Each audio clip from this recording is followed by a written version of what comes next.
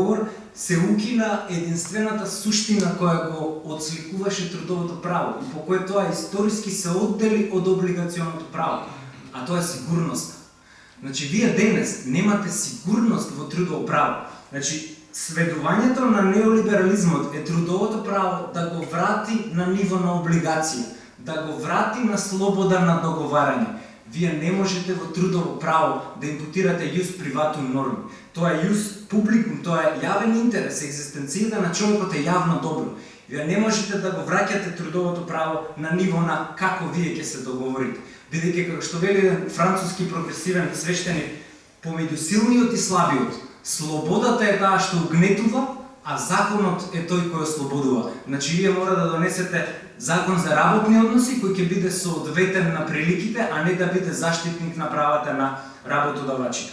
Значи, секогаш кога Адам Смит велеше дека секогаш кога законодавството ќе се обиде да ги испегла разликите и да редистрибуира, секогаш газдите се првите негови советници. Синдикатите се некаде на второ или на трето место и имате во нашиот транзицијски случај имате навивачката улога на државата. Државата е најголем штрајк брейкер во случајот, односно одговорноста на работодавачите се сведува на чиста символика, на празна норма во закон. Од друга страна, символиката, тоест одликата на современото трудово право кај нас е тоа што е прилично схоластично. Вие да го земете текстот на Закон за работни односи, ќе видите дека споредбено со претходните закони тоа изгуби од својата едноставност првична која што имаше. Има здодевни, обскурни, досадни формулации за читање. Тоа само покажува дека абстрахирањето влегува веќе и како законска номотехника. И тука ја наоѓам вината во професорите кои во моментот кога се случува драстичните кастрења на работнички права во државата, тие дебатираа на тема дали договорот треба да се вика договор за вработување, оти тоа е само чин едностран, или да се вика договор за работа. Значи за чисто номиналистички, беззначајни прашања, а крупните прашања останаа научно необсервирани. Третиот проблем на нашето трудово право е правната инфлација. Ние во филозофија на право, особено правните реалисти го тоа критикуваат, тоа е презаситеност на систем со правни норми. Колку за споредба, ние имаме 3 закони за работни односи кои се лекс фундаменталис, тоа се работнички устави практично. Во 90-та година тој претрпе 4 измени, во 93-та година тој претрпе 11 измени и во 2005-та, овој актуелно важечкиот, тој досега претрпе 13 измени, има 8 одлуки на Уставен суд, усогласене, поправете ме ако грешам, со околу 10 на директиви, тек до прва следот. Значи, по обем вие, стариот закон бил 35 страни, овој новиот вие 3 пати по обемен, над 100 страни, значи околу 100 страни текст. И сега се враќате на една изворна максима на Тацит, тој вика корруптисима республика плуримае легис. Не знаеш ли дали во државата има корупција, ај преброи ги законите. Колку повеќе закони и норми, толку повеќе корупција. Презаситеноста на системот со норми е доказ дека системот не ви функционира во пракса. И последната одлика е правната несигурност. Значи, вие имате хируршки прецизни кастрења на работнички права. Не е тоа случајно залутано, па член 72 се бриши, ти читаш во измена, закон за измена и дополнение и викаш, добро, се бриши. Ако ќе видиш што се содржи тој член 72, ќе видиш какви се права се скрати. Значи, од една страна имате намалување законско на права, а од друга страна имате кршење на и така малите права кои не ги се почитуваат во пракса. Значи, тоа се два феномена. И сега, за да не бидеме, бидејќи гледам дека се плашиме од политика, а не треба да е така, бидејќи некои од присутните ја студираат политиката, еден од дискутантите е политолог, да видиме кои партии што скрати. СДСМ скрати. Воведе отказ без отказен рок. Смали испратнина која ќе ви избркаат како технолошки вишок, на смешно, неколку месеца само земат. Го смали паричниот надоместок кој го земат од Агенција за вработување. Воведе дека ако сам си дадеш отказ во договорен однос, да не те евидентираат како невработено лице, да немаш никакви привилегии понатаму. Значи, ја укина можноста за работничко управување во акционерски друштва, што е уставна категорија, бидејќи според нашиот устав основа за управување во едно друштво вие собственоста, тоа е собир на акционери, и трудот, работнички совет. Ние немаме имплементирана уставна норма во нашето трудово право. и можност за забрана на синдикати на штрајк. Го воведе СДС, ама првата примена е на ВМРО. Значи, партиите меѓу себе супер си соработуваат на полето на работничка гилотина. Си се надополнуваат. Едни ќе си воведат, други ќе си применат. Ајде да видиме што ухина ДПМН. Ухина пензија по основ на стаж, само старосна пензија сега има. Го намали годишниот одмор, го пролонгира рокот да се вработувате на определено време, тоа ви е атипичен, најнесигурен договор за вработување, кај што ви го пролонгираат на месец дена, порано беше 6 месеци, година, 3 години, сега е до 5 години. Потоа го укина приоритетот при вработување како технолошки вишок. Например, вие сте група која организирате штрајк, работодавецот вас ве брка, ви именува акт за систематизација, ве брка надвор како технолошки вишок.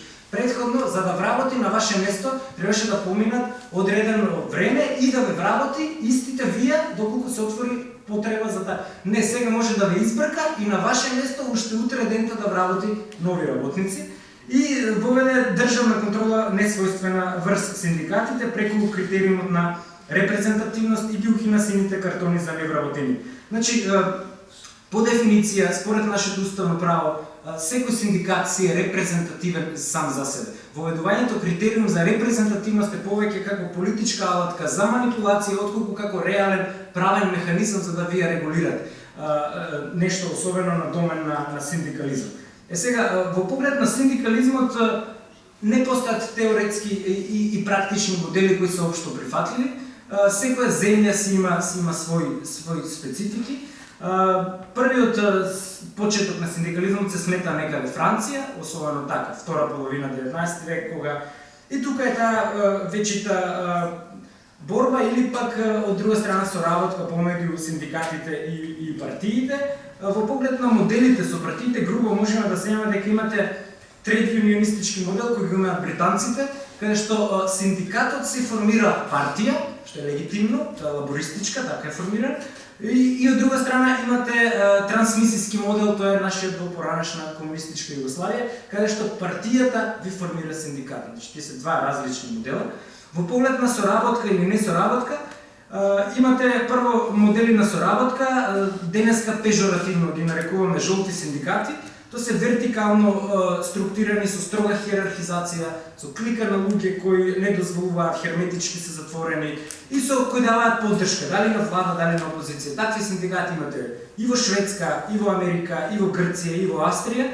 Дури имате и партиски листи каде што има, значи тоа е легитимно. Ние на еден семинар со еден синдикалец од Грција се изненадивме кога тој ни каже дека тие се политички активни како субјекти, и од друга страна имате, особено после Прва светска војна, тоест така, тој период кога имате оние СЗД синдикати или анархосиндикати, синдикати кои добиваат секаква соработка со политички структури и одат на методи на директни акции, штрајкови и протести. Од друга страна, првите овие жолти синдикати одат на методи на колективно договарање и на методи на трипартизам или еуфемистички наречен социјален диалог. Еден француски професор по трудово право Ален Супиот вели дека разликата помеѓу социјалната држава, она која ние знаеме како welfare state, што споменавме држава на благосостојба во западните општества, и тоталитарните држави кои беа својствени и на фашизмот и на комунизмот, е не толку во социјалните трансфери, бидејќи ако вие статистички земете фашистите и комунистите повеќе им даваа на сиромашните, туку во правото на колективно делување. Значи, дозволете и на класата да се само представува, за да таа незината агенда ја наметне како ваша, зборуваме како влада, како власт. Значи, проблемот е што нашите синдикати не успеа да ја наметнат агендата, тие го добија впечатокот на организација лузер, на организација губитник, кој секогаш им соопштува лоши вести на работниците, а никогаш доброто не им го кажува, затоа што практично во пракса и немате некои добри работи. Во поглед е да земеме колективното договарање. Вие имате само 1/3 од работниците во Македонија покриени се со грански колективни договори, студентите знаат дека колку договорот е понисок, толку правата се повисоки. Значи со колективен договор можете да давате, а не можете да земате права. Значи општиот колективен договор ви дава повеќе права од Законот за работни односи, гранскиот ви дава повеќе од општиот, а поединечниот на ниво на работодавец ви дава најмногу права. Поединечни се веќе научна фантастика, не знам ни дали постојат, порано постоја во некои комунални предпријатија. Од друга страна, ајде да го видиме ефектот од трипартизмот. Трипартизмот или социјалниот диалог е преку економско-социјален совет. Мене ми е дури и чуден називот. Би преферирал социјално-економски совет, за да се стави акцент врз социјалната структура, а не врз бизнес сектор. Тоа е на паритетна основа. Например, во Франција вие немате паритетна основа, таму се поголеми представниците на синдикатите и се вклучени представници на граѓански сектор, бидејќи социјалниот диалог не е само помеѓу влада, синдикати и стопанска комора. Во нашиот случај е да земеме минималната плата, за кој што толку често се зборува. Јас го поздравив првично донесувањето на закон за минимална плата, бидејќи ние бевме последната земја во Европа која немаше таков закон. Го поздравувам и да се изборите да донесете закон за максимална плата, бидејќи не знам дали знаете дека најбогато платениот менаџер во државата зема 82.000 евра месечно, пари за кои јас и вие ќе работиме веројатно 7-80 години или пак 2 животи можеме, да ги зема за само 30 дена. Сега, во поглед на минималната плата, системски се грешките. Тоа е или на неподготвеност на преговарачки тим, или на прифаќање на нешто здраво за готово, кое што во пракса се покажува како нефункционално. Например, мојата замерка кон минималната плата во конкретниот случај е тоа што се предвиде контролата и надзорот да го вршат трудовите инспектори. Не можете да го убедите дека тоа не знае, тоа е типична квака на работодавачите, затоа што на ниво на држава вие имате 60 до 80 активни инспектори, статистички ти треба 800 фирми годишно да прегледат, што е невозможна операција, а истата таа операција, ако го спроведува УЈП, може со само еден клик на ентер да му се појави кој не е исплатил плата. Значи, контролата треба да преземе УЈП, а не трудовата инспекција. Второ, за непреземање, тоест неисплаќање плата, вие имате само по повики стапува трудов инспектор, значи вие треба да го повикате. Дури и кога знаете дека следниот ден ви следува отказ кога ќе го повикате, бидејќи тој ќе ве каже, кај се продаваат за обичен ручек во кафеана, ќе ве каже кој пријавил, иако ви е загарантирано правото инспекторот да ви ги чува податоците како тајност, бидејќи мали се средините, провиштип, овие се знаат луѓето меѓу себе. Потоа дури и кога ќе го пријавите, доаѓа овој кај работодавецот и вика ти не си исплатил плата, да еве ти една покана и ќе дојдеш да те едуцираме. Значи не го казнува тој му дава покана да го едуцира и имате од аспект на тоа дека земале 4,5 па сега земаат 8, но него кажувате второто дека тие што земаат 12-13 илјади сега земаат 8, што се случи еден регрес, тоа се случи една дисторзивен процес некој во донесување, наместо да го осигура, дури тие што земаат повеќе од минималната сега се сведени на минималец, и од друга страна минималната плата е само една од трите ставки во нето платата која работникот ја зема дома. Покрај минимална плата вие имате работна успешност и додатоци, за овие два никој не прави моје. Тоа е реално, ако вие сте договориле плата од 8.800 денара месечно, реално дома треба да носите околу 10.000, што ретко е така. И не зборуваме за враќањата на црни пари на рака на он ќе ги помине преку трансакцијска сметка, 8.800, но вие 3.000 ќе му вратите следниот ден на работодавач. И сега се правиме сите дека не ги гледаме овие работи.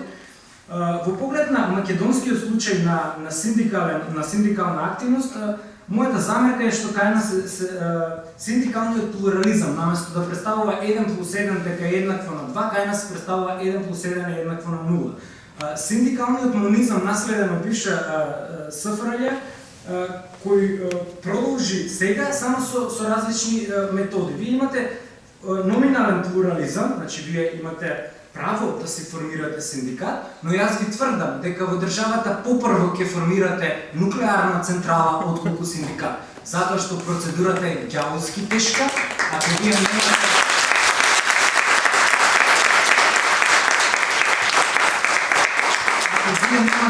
ако вие немате печат од веќе регистриран синдикат, како негова експозитура да се формира, вие практично е невозможно. Ние имаме ситуација кај што и по 3 години не можеме да формираме независен синдикат. Значи, како никогаш досега синдикатот е формално правно признат, но е како никогаш досега теренски слаб.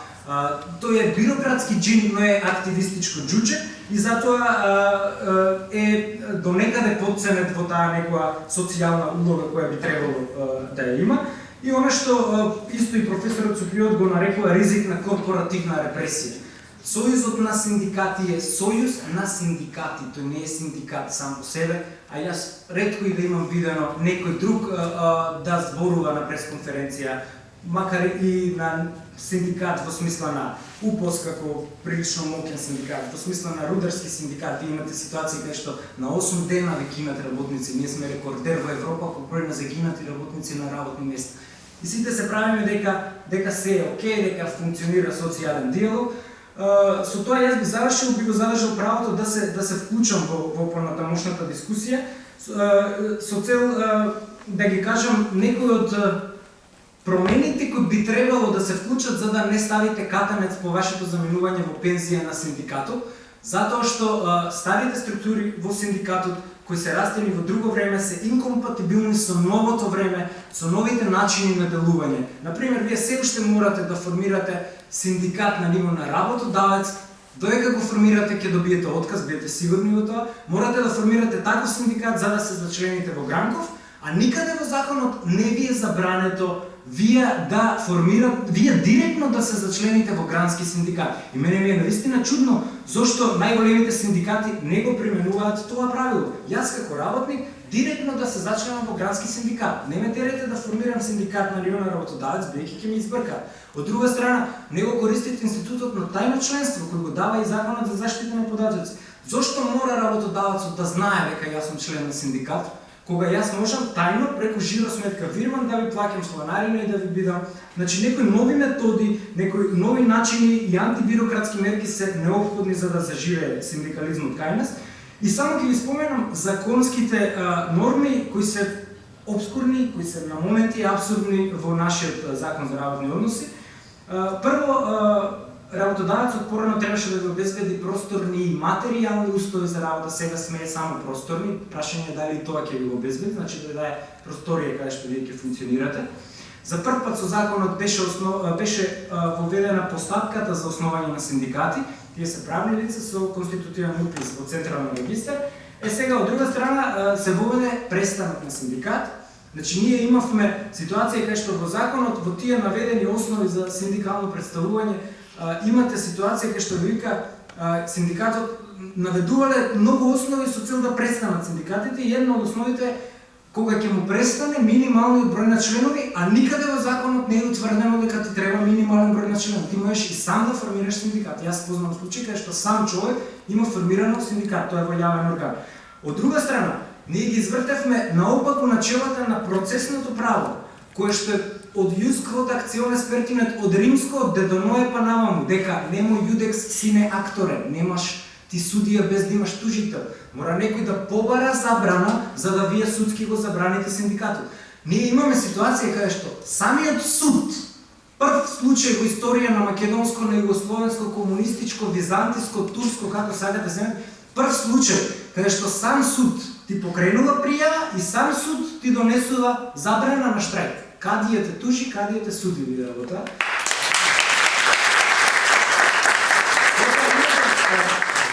Имате синдикален представник кој ви е наводно заштитен од отказ, но кој што повторно можете да му дадете отказ ако побарате дозвола од самиот синдикат. Значи јас сум, например, председател на синдикална организација, работодавачот сака да ми даде отказ, тој не сме, но ако побара во договор со вас, другите членови на синдикатот, тој може да ми даде отказ. Значи практично како да не постои таа забрана. Синдикалниот имунитет е суштествено нешто за да функционира синдикализмот. Вие ако се плашите дека секој ден ќе добиете отказ, вие пишете му крснато синдикализам, немате мотив за борба, бидејќи ќе се рече па не сум ја најпаметен сега да се тепам за другиве, која може утре да ми дадат отказ. И од друга страна, тоа го спорев и на Уставен суд, но за жал не помина таа представка. не помина не поради стручноста, туку поради смената на уставните судии која се случи во меѓувреме, а тоа е дека работодавецот треба писмено да даде список на членови при добивање дозвола за репрезентативност. Тоа во народот се вика на волкот во уста. Значи, кога вие ќе му отидете на работодавецот да ви излиста листа на синдикални членови, тие синдикални членови ќе добијат отказ за 3 дена од моментот кога ќе му побарат. И со тоа ќе завршам, ние сме единствената земја во Европа каде што глобата за синдикатот е поголема од глобата за работодавачот. Благодарам.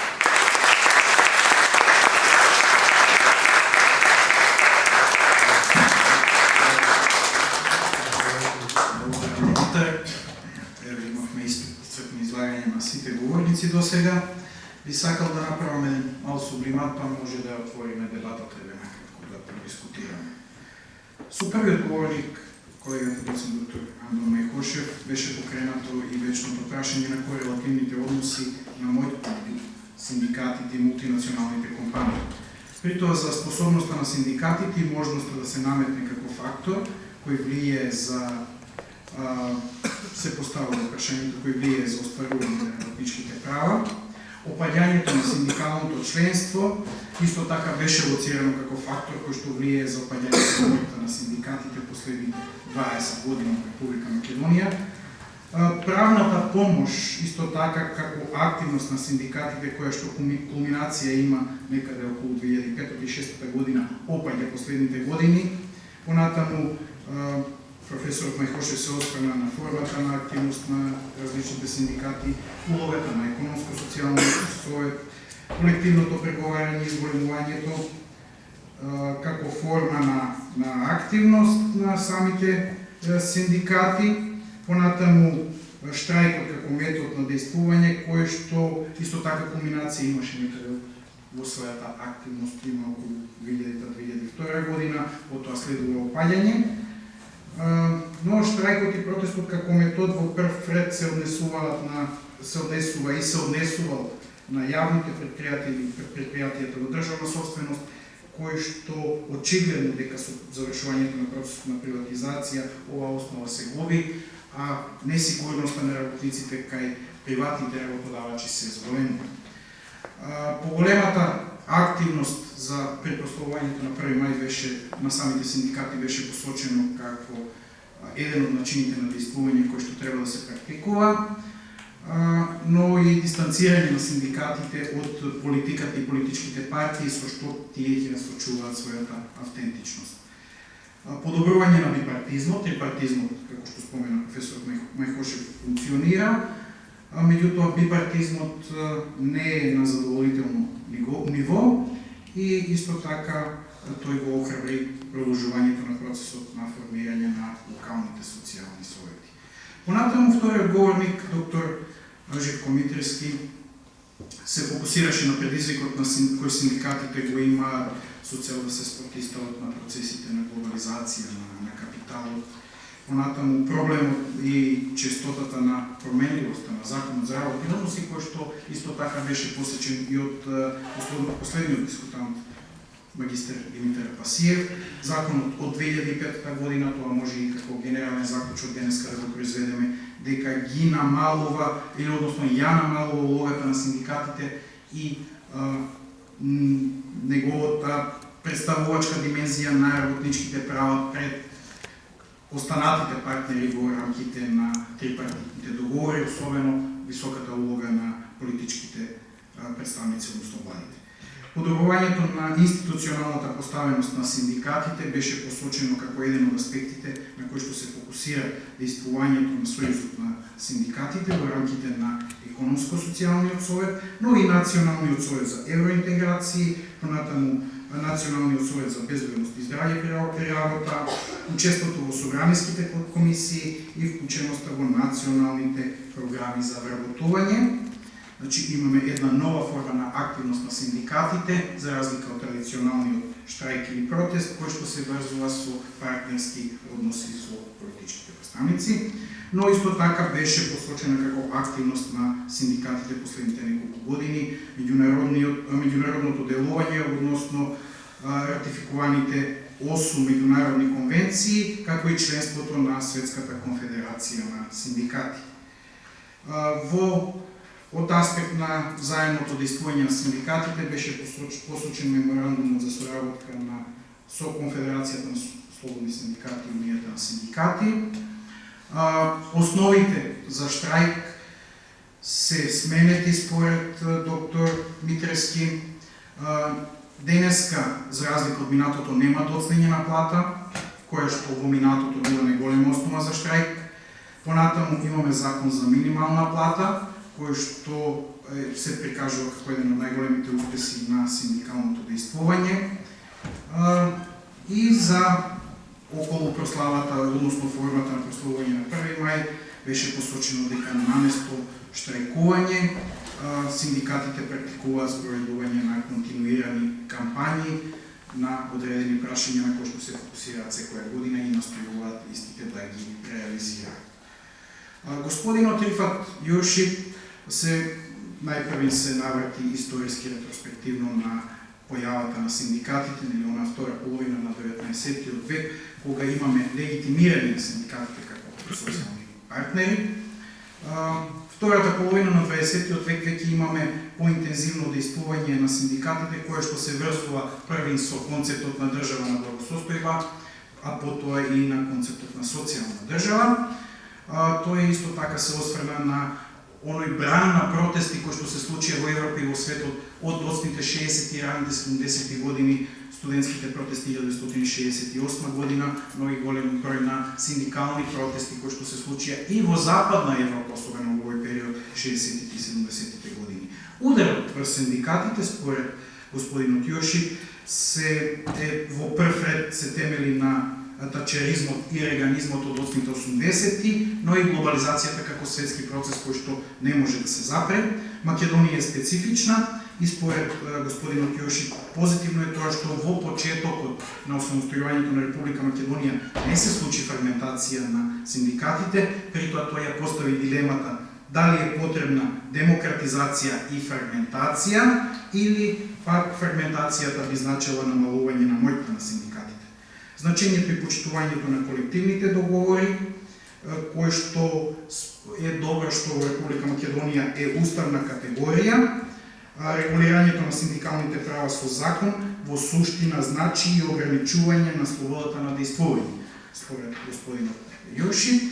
Понатаму приватниот капитал ги ограничува позициите на синдикатите, а понекогаш имаме и примери, понекогаш тоа се случува во пракса, кај што најобезбедените социјални држави имаат и највисока социјална активност. Се разбира, Грција може би статистички ќе биде исклучок од овој пример, но како пример беа дадени скандинавските земји кои што имаат највисоко синдикално членство. И на крајот